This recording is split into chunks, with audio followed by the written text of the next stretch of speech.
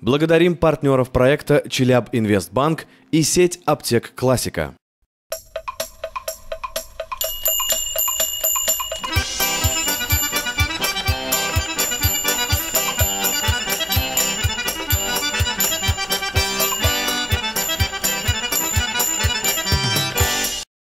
Хайырлы күн.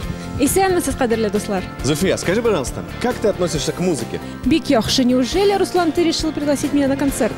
Ну, почти. Правда, компанию тебе составит еще 30 красавиц. Эх, вот бы мне так, а? Мин каршы түгел. Әйдә. Сегодня в выпуске татарский вальс в исполнении оперной дивы. Участницы проекта тоже решили показать, на что способны.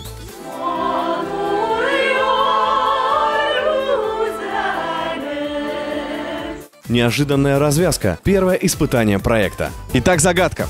Рожден землей под первым солнцем, водой вскормлен, обласкан ветром.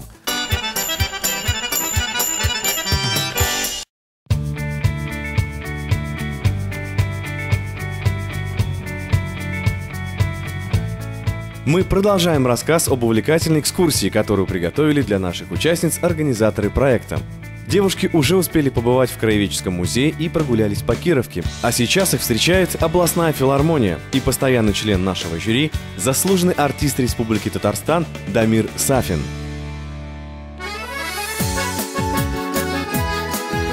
В жизни татар испокон веков музыка играла особую роль.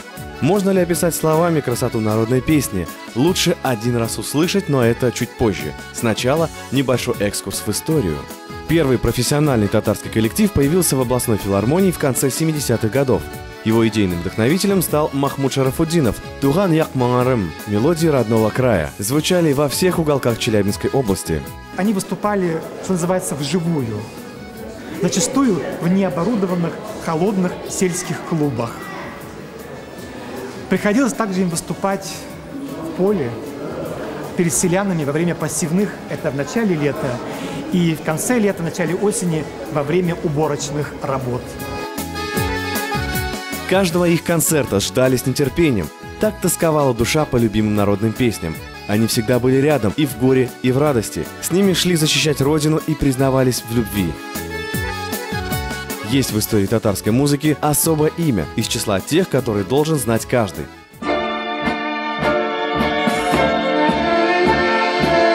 Сара Садыкова. Ее часто называли «душой народа» и были правы. Певица, актриса, композитор, поэт. Первая татарская женщина, окончившая консерваторию. Она родилась еще в Российской империи и всю свою жизнь посвятила искусству. Сейчас вы услышите уникальную запись. Она сделана, подумать только, почти 90 лет назад. А голос, будто серебряный колокольчик, звенит совсем рядом.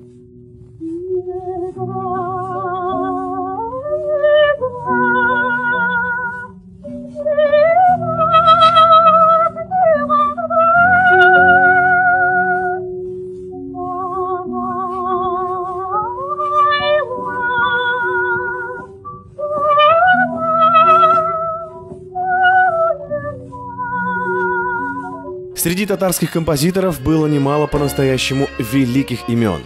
Рустем Яхин, Нажиб Жиганов. Они черпали свои силы в народном искусстве. И музыку, написанную татарами, ни с какой другой не спутаешь.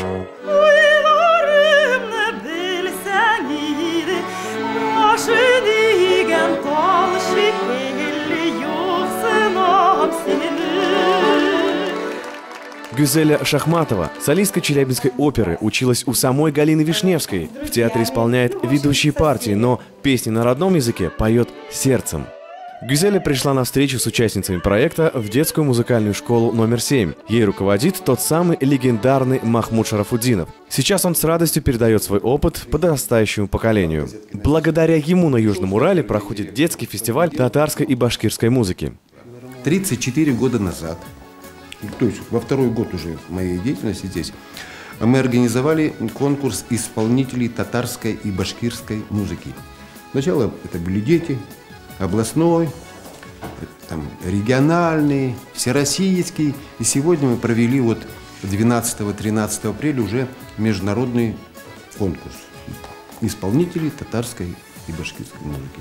По всем специальностям, ну кроме вокала. Баян, там аккордеон, виолончель, скрипка. Даже на кубызе играли, на арфе приезжали. Ну, в общем, на всем играли. На всем, что играют, на том и играли. Я думаю, что этот конкурс продолжится. Там на местах, скажите, вот там Махмуд живет, Бабай. Он ежегодно в середине апреля делает конкурс исполнителей татарской и башкирской музыки инструментальной. Петь будете в другом месте, а сюда пусть они приезжают играть.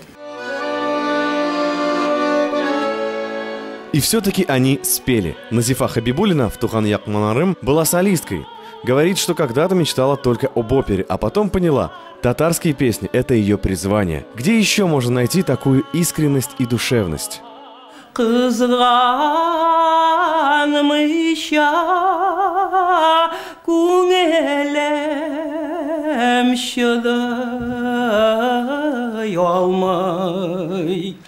Уже много лет она преподает в Академии культуры и искусств. Много сил было положено на то, чтобы создать вокальный татарский коллектив «Гюзель». В этом году среди наших татар-кызы сразу несколько его участниц.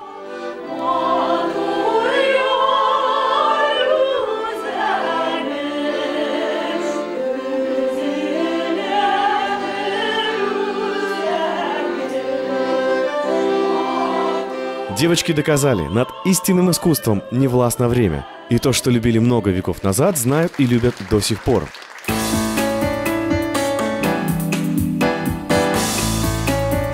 Дождь разошелся не на шутку, поэтому первое испытание проекта решено было перенести.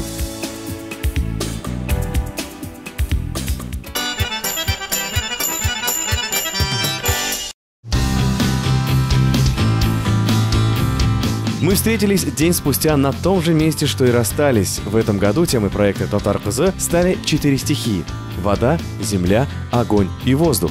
Им и была посвящена загадка. Ответ предстояло найти здесь же, на Кировке. Итак, загадка. Рожден землей под первым солнцем, водой вскормлен, обласкан ветром. Я отражаю цвет огня, скорее же найди меня. А вот он, наш ответ – тюльпан. По-татарски звучит словно песня «ля-ля». Этот цветок не только символ нашего конкурса. Он изображен даже на гербе Республики Татарстан. Тюльпан знаменует собой пробуждение природы. То, что искать нужно именно цветок, девушки поняли сразу. Но вот какой? Я думаю, что это одуванчик. Мне кажется, это цветок горит свет, но его здесь, по-моему, нет. Дина Кадыргулова первая нашла правильный ответ. В качестве приза она получила фотосессию на крыше небоскреба Челябинск-Сити.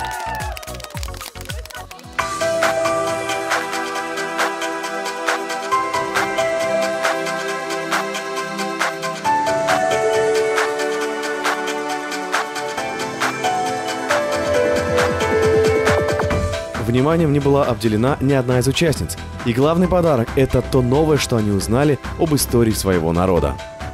Они обязательно узнают все те имена, которыми мы гордимся на Южном Урале. Это и промышленники, и купцы, и композиторы, и музыканты.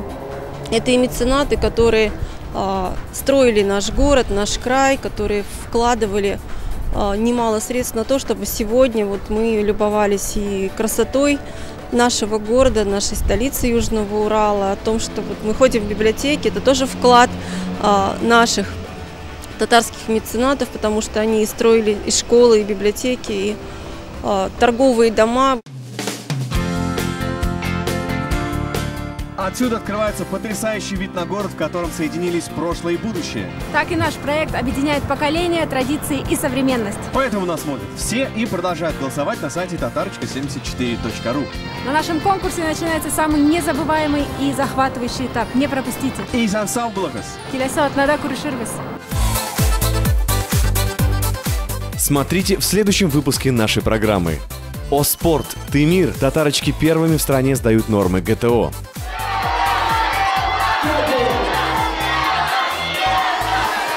Мастер-класс от призера Всемирной универсиады. Действительно ли самый сильный человек России самый добрый в мире судья? Ну будет у вас тут мозоль, не подумайте. Смотрите нас каждую среду и субботу на телеканале ОТВ.